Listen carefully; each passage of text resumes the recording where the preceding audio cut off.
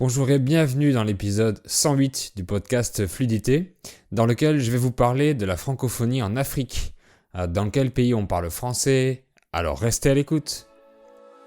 Salut, je m'appelle Fabien, je suis français, polyglotte et professeur de français.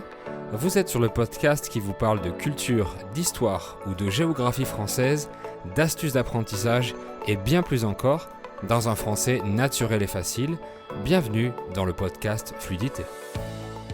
Avant de commencer, je vous invite à rejoindre notre club VIP, c'est une page Patreon où vous avez du matériel additionnel pour approfondir mes contenus et devenir meilleur en français. Alors pour chaque épisode ou vidéo, vous avez la liste du vocabulaire, les transcriptions bilingues, la version audio MP3 et un autre podcast où j'explique la grammaire que j'ai utilisée en contexte. Le club VIP, c'est aussi une communauté de plus de 300 membres maintenant. On échange ensemble sur le groupe Telegram et sur le forum Discord et on fait différentes activités de groupe pour que vous puissiez pratiquer l'oral. Donc vous pourrez trouver ou partager des ressources avec d'autres apprenants comme vous et des amis qui s'aident les uns les autres, et c'est important pour pas que vous vous sentiez seul dans votre apprentissage. Donc je vous mets le lien sur les plateformes de podcast et sur YouTube pour vous inscrire au club VIP. C'est seulement 5 € par mois et vous restez autant de temps que vous voulez. Sur mon site lefranchouté.com, on propose des cours de pratique, de conversation avec des tuteurs et des tutrices natifs.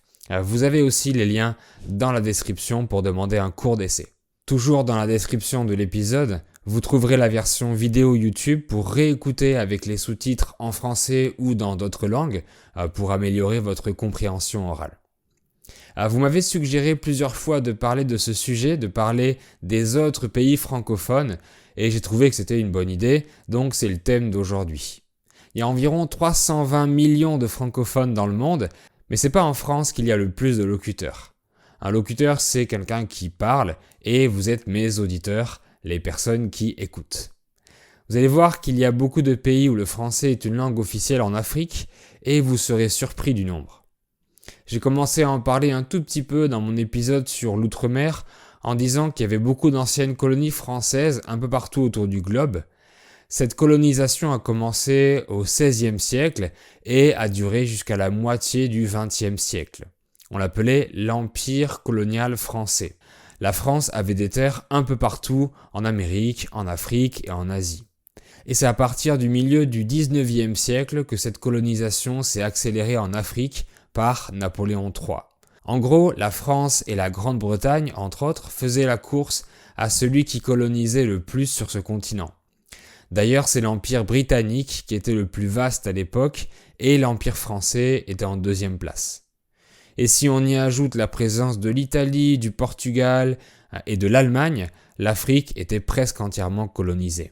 Aujourd'hui, le continent a été entièrement décolonisé, mais le français est resté une langue officielle ou courante dans plus de 30 pays. On estime à presque 200 millions le nombre de francophones africains en 2022 et ce nombre est en constante augmentation. Je vais vous parler de quelques pays avec le plus grand nombre d'habitants qui ont le français en tant que langue officielle ou langue courante.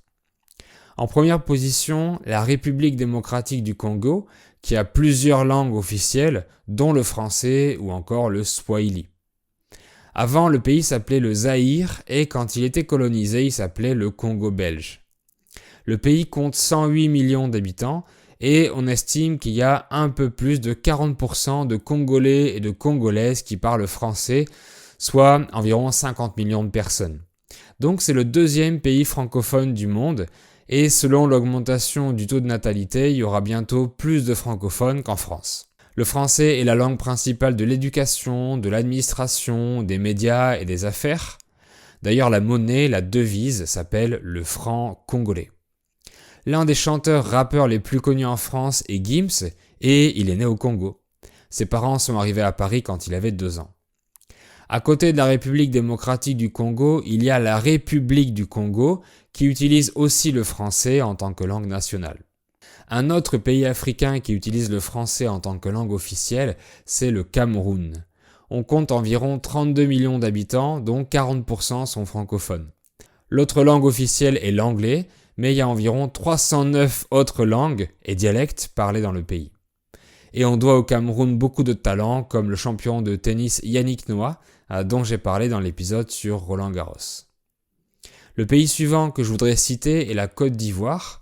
L'ivoire, c'est la matière dont sont faites les défenses d'éléphants. Le français est la seule langue officielle du pays, même s'il y a d'autres langues parlées, et il y a plus de 10 millions de personnes qui le parlent.